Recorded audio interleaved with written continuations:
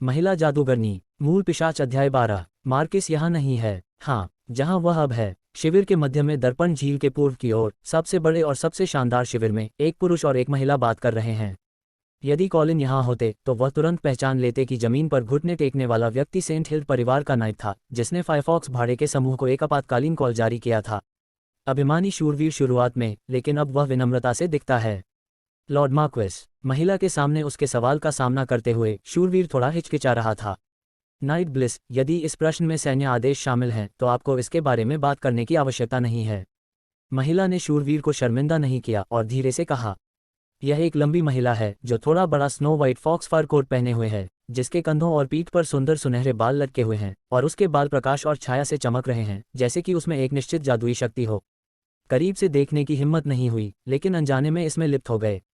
पारभासी काले घूंघट की एक परत ने उसके चेहरे को ढक दिया, लेकिन उसकी हड्डियों में गहराई तक जाने वाली भव्यता और बड़प्पन को छुपाया नहीं जा सका। उसकी हर हरकत में एक अनूठा स्वभाव होता है। इस प्रकार का अहंकारी स्वभाव केवल वास्तविक रईसों के पास ही हो सकता है। हालांकि उसके सिर पर दाना टोपी और उसके हाथ में एक बैंगनी रंग की छड़ी से संकेत मिलता है कि यह एक दाना है। ये थोड़ा अजीब है, क्योंकि इस दुनिया के मानव साम्राज्य में रईस और मुनि, हालांकि मृत दुश्मन नहीं हैं, फिर भी दो असंगत प्राणी हैं। कारण सीधा साधा है, मजदूरों की कोई आस्था नहीं है। इन जादू टोना करने वालों की नज़र में केवल रहस्यमय सत्य ही एक शाश्वत खोज है। देवता केवल शक्तिशाली नश्वर हैं जिन्होंने रहस्यमय जादू की सच्चाई में महारत हासिल की है। इसलिए महान शूरवीरों की दृष्टि में जो चमक के भगवान में विश्वास करते हैं, जादूगरों का समूह एक पूर्ण निंदक है, एक पाषाण जिसे आग में जला दिया जाना चाहिए। हालांकि गौरवशाली साम्राज्य में जहां रईसों का पूर्ण अधिकार है, हालांकि जादूगरों का स्वागत नहीं है, उन्हें बहुत अधिक सताया नहीं गया है। वजह भी बहुत सीधी सादी है, दाना काफी मजबूत होते हैं। बेशक देवताओं के अविश्वासी योद्धा पेशे के समान हैं, ताकत की छत छठा स्तर है और कभी भी एक अभ्यारण्य दाना नहीं रहा है। हालांकि यह एक सैनिक से थोड़ा अलग होता है। भले ही जादूगर अभ्यारण्य में प्रवेश नहीं कर सकते हैं, उनके पास अभ्यारण्य के ऊपर अपनी ताकत लगाने का एक तरीका है। यह विधि वर्जित अभिशाप है। पर्याप्त प्रारंभिक तैयारी, महंगी वर्तनी कास्टिंग सामग्री और अत्यंत भयानक कीमत छठे क्रम के जादूगर को निषिद्ध मंत्र को मुक्त करने में सक्षम कर सकती है।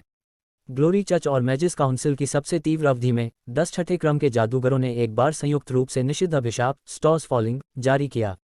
इस भयानक अभिशाप ने एक बार लाखों लोगों के साथ एक शहर को नक्शे से मिटा दिया। निस्संदेह इस वर्जित श्राप के लिए मुनियों ने भी बहुत भारी कीमत अदा की।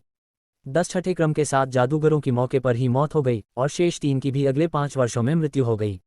हालांकि उनके बलिदान ने चर्च और रईसों को भयानक दाना की गहरी समझ दी और अंततः दोनों पक्षों ने एक निश्चित हद तक सुलह कर ली। हालांकि सहस्राब्दी संघर्ष से बची हुई दुश्मनी को आसानी से हल नहीं किया जा सकता है। विश्वास में अपूरणीय अंतर्विरोधों के साथ युग्मित रईस और दाना मूल रूप से दो ताकतें हैं जो अजनबी हैं। इसलिए फिलहाल यह महिला दाना, जिसे सेंट हिल परिवार के शूरवीरों द्वारा सम्मानजनक व्यवहार किया जा सकता है और एक महान रईस होने का संदेह है, विशेष रूप से अजीब लगता है। डबलिस नाइट ने देखा कि मादा दाना ने मार्क्वेस चार्ल्स के ठिकाने के बारे में सवाल करना जारी नहीं रखा। उन्हें तुरंत राहत मिली, लेकिन एक पल के लिए झिझकने के बाद उन्होंने फिर से याद दिलाया, मिस वेरा, बेहतर होगा कि आप जल्द से जल्द इस शिविर से दूर रहें। यह सुरक्षित नहीं है। युद्ध के मैदान में कोई सुरक्षा नहीं है। महिला जादूगरनी ने अजीब तरह से शूरवीर को देखा और निर्भीकता से कहा, जब से मैं यहाँ आया हूँ मैं लड़ने के लिए तैयार हूँ। नहीं, आप मेरी बात नहीं समझ रहे हैं। डबलिस नाइट ने थोड़ा और जोर से कहा, मेरा मतलब है यह यहाँ बहुत खतरनाक है। महिला जादूगरनी की अभिव्यक्ति बदल गई।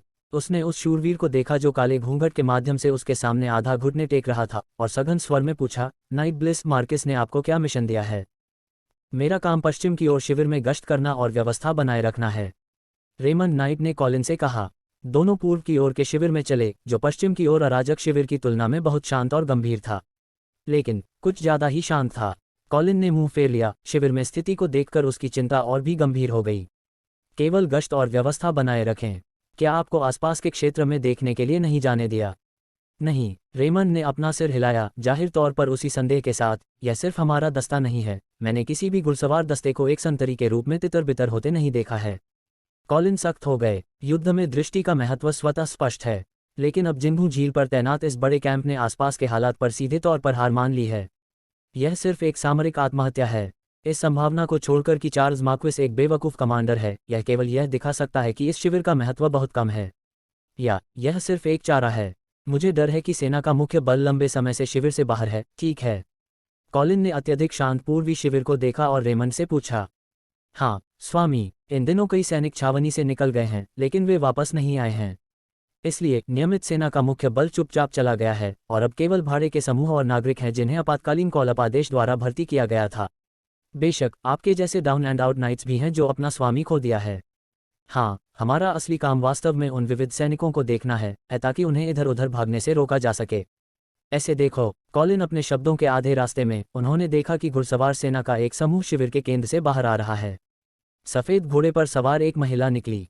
इसके अलावा कॉलिन ने एक नज़र में अपने पीछे के शूरवीर को पहचान लिया जिसने फायरफॉक्स भाड़े के समूह के लिए आपातकालीन कॉल जारी किया था।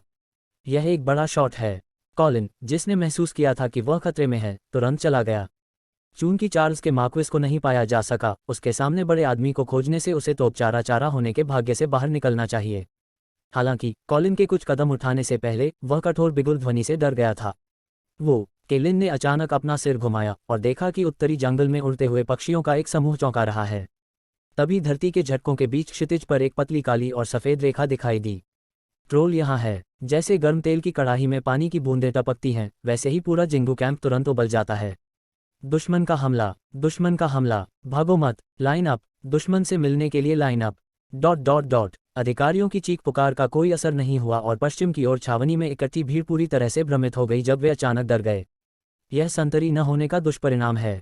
जब दुश्मन ने हमला किया तो प्रतिक्रिया करने के लिए पर्याप्त समय नहीं था।